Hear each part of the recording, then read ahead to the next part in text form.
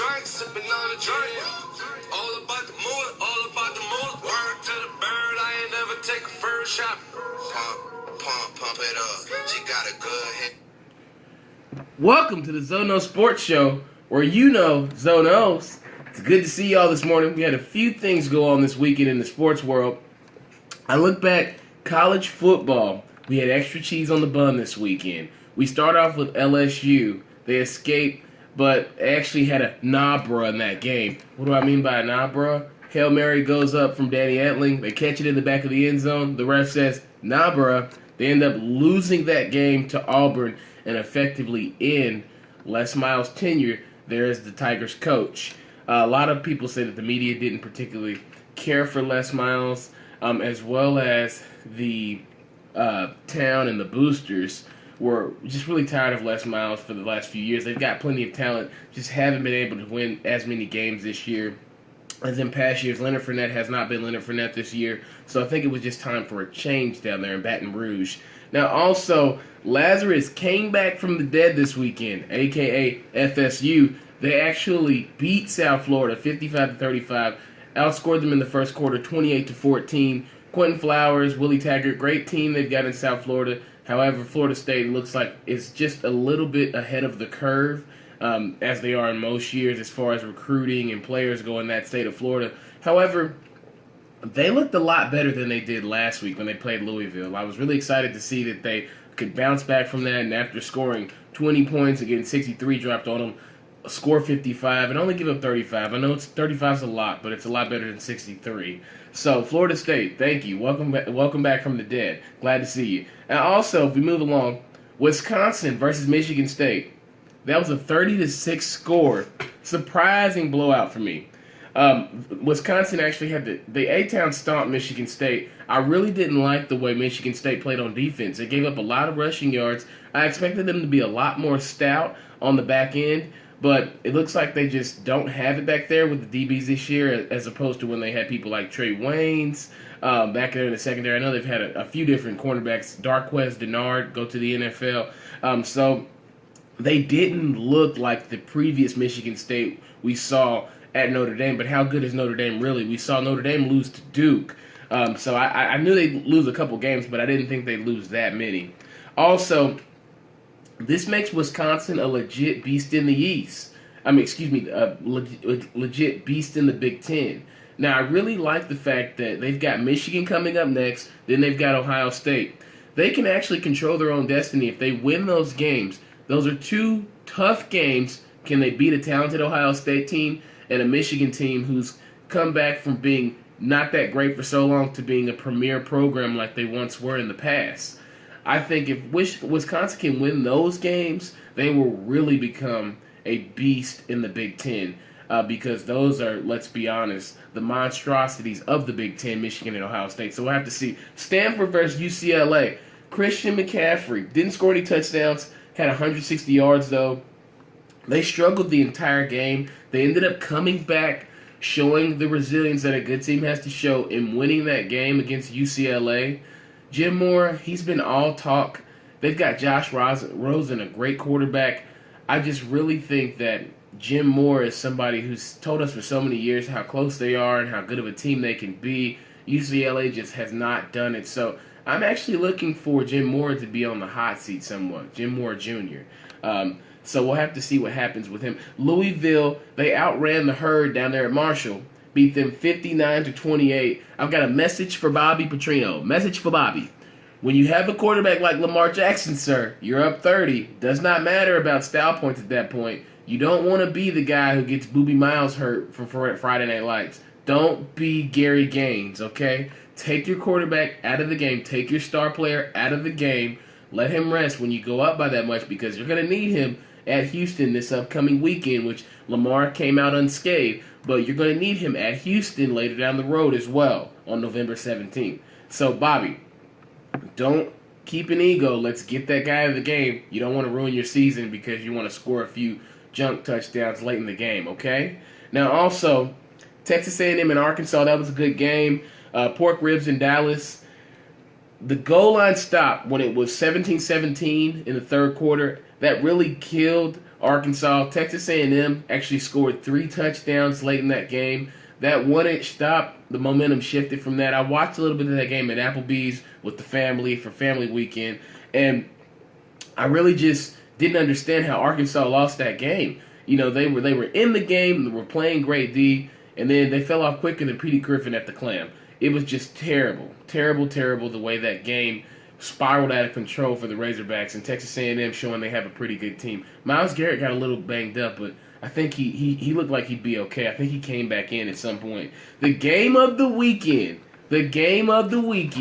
Florida, they come into Knoxville, and it looks like Tennessee did the job and did it well. Now, that game started out pretty slow for Tennessee. They were down 21 as soon as I cut the TV on. Now, don't call it a comeback, but Tennessee, they play like Rocky Balboa. They'll swing at you, they'll miss a couple times, they'll get hit early, they'll take a few, but they will knock you out late. Tennessee's been making their living off scoring unanswered points. Now that they found Dobbs, what are they going to do? Dobbs, he had 4 TDs. I was really excited to know that he could actually throw the ball and he could have a good year, that everybody's saying he's not living up to those expectations. I really enjoyed the fact knowing that my championship pick is still winning games. So, you know, it helps Zoe Nose out. It keeps Zoe Nose compelling, keeps it interesting. Now, the shutdown defense is one thing I love from Tennessee. They scored 38 unanswered points. They scored 31 unanswered on Virginia Tech. I mean, yes, that was Virginia Tech, but this was Florida, somebody that people were saying was pretty decent on defense. They went up 21-0, give up 38 straight. So what that tells me is that Tennessee, they know how to make halftime adjustments. Those coaches are doing a much better job of getting those guys ready to not lose games late, but win them when they count. So Tennessee, big ups to you. You guys control the East, control your own destiny. The next 3 games will be the tough games at Georgia, at Texas A&M, who's a tough team with the 2 defensive ends, and also Bama coming to Knoxville on the 15th of October. That's going to be a big game that if Tennessee can get past Georgia and get past Texas A&M, that sets up a big game on the 3rd Saturday in October between them and Alabama. We'll have to see what happens with that. Now, we move right along to the paycheck ballers in the NFL. Dab Daddy, what happened? The Carolina Panthers lost 10-22 to the Minnesota Vikings. The Vikings D is real. Cam Newton, he didn't look great. He had 3 interceptions, no TDs. Sam Bradford, the mechanic, he won't fix it, but he'll keep it running. He's a guy who's managing that system right now in Minnesota. He's playing behind a great defense, which I think helps him out. I think that's the only reason he won the Heisman that year in Oklahoma. He had a defense that really backed him up. So by backing him up, he was able to perform on offense because, of course, they had better linemen maybe in college at his team and in Oklahoma.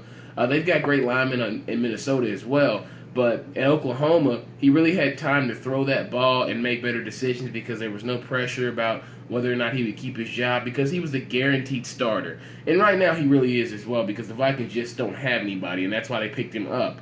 But all he's got to do is kind of manage that, how Peyton did late last year with that Broncos D. That's the feeling that I get from Minnesota. They've got a defense who's young, fast, is playing together. I really like the Vikings right now. The Redskins beat the Giants 29-27. Kirk Cousins, you like that. Kirk Cousins played pretty good. He had 2 TDs, 300 yards. That's really great for Kirk Cousins because, of course, he's been criticized early in the season, which I don't think is necessarily fair, but I think he's got to perform better. Also, Odell had the 100 bone, but Eli had 2 picks. Odell didn't have any touchdowns. I guess those were those 2 picks that he threw. So Odell can get all the yards he wants, but if you don't get any touchdowns, you're not really a factor at receiver, in my opinion, especially if your quarterback's throwing 2 picks. That was a division win for the Redskins. Pittsburgh versus Philly. Carson, make a defense. Wentz balled so hard, 23 for 31, 300 yards, 2 TDs. I like Carson Wentz. He's a young guy. I look forward to continue to see his development as a quarterback. Philadelphia, they've got something cooking down there. They just shut down AB and Roethlisberger. Pittsburgh, they've got a young D that was exposed like refrigerator food. They treated Pittsburgh like the Browns, did whatever they wanted on them, scored 34 points. Also, and the other things that happened, Russell Wilson got hurt. His knees messed up in a blowout. Rex Ryan saves his job against Arizona. Shady McCoy goes off. Tyrod Taylor does his thing. Looks like the guy in that commercial. And then also, Dak Prescott. He may be the new sheriff in Dallas. I watched Tony Romo's face last night. He looked like a guy. He looked like the guy in high school who sprained his ankle and sit on the bench and is watching the star point guard cross and shoot and pass. Tony Romo just looked like a guy that was sad who knew that he was no longer the main star in Dallas. So, Tony Romo, it's cool, man. It's cool, man. It happens. When people play a long time in football, it happens. You get old. You're not the same guy. You get injuries. A young guy comes along. It happens, Tony. Come on, they give you a broadcast booth or something. You're good, man. Don't look like that. Don't look like that. Rich Homie voice. No, but definitely, I appreciate you guys watching today. Next show, we'll talk about Monday Night Football, Falcons vs. Saints, MLB talk, a little football month review, what we now know in the month of September from NFL and college. What do we know? What are like 3 or 4 or 5 things that we know based on the first month of the season? Now, before I do go as well, Vin Scully retiring from broadcasting since 1950 he's been there at Dodger Stadium. Great career, Vin Scully, as a fellow journalist. Great career. I commend you, sir. And also, condolences go out to Jose Fernandez, the ace for the Marlins, their number one man, passing away on Sunday in a apparent boating accident. So, best of luck to the Marlins, and condolences go out to Jose Fernandez's family. Thank you so much for watching the Zonos Sports Show, where Zonos.